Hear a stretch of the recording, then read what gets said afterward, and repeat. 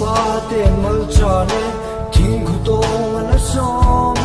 kilung to te in ki han la in